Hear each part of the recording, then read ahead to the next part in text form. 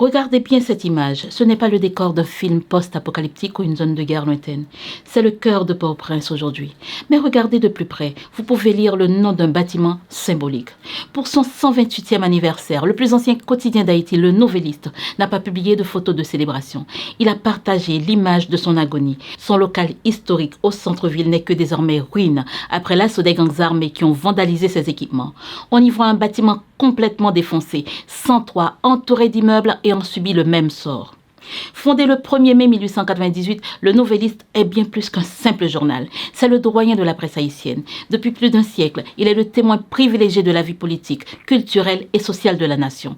Il a survécu à tout, d'occupation américaine, la longue dictature des Duvalier, d'innombrables coups d'État et même au séisme dévastateur de 2010. Pendant 128 ans, ses rotatives ont tourné pour raconter Haïti au monde. Mais en avril 2024, pour la première fois de son histoire, ses murs sont tombés sous le poids de la violence urbaine.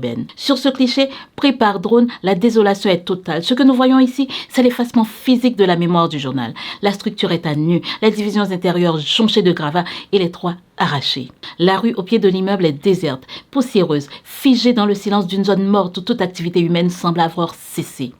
L'architecture orange caractéristique de la façade qui rappelait le charme du vieux Port-au-Prince n'est plus qu'un squelette coloré au milieu des ruines. Cette photo est tout simplement macabre car elle symbolise la mort d'une certaine idée de Port-au-Prince et du droit à l'information, que l'on soit d'accord ou pas avec la ligne éditoriale du Nouvelliste. Mais l'histoire ne s'arrête pas au mur de béton. Malgré la perte de son local historique, le Nouvelliste continue d'exister et de rapporter les faits, car si l'on peut briser un toit et piller des bureaux, on ne fait pas taire si facilement une institution vieille de 128 ans.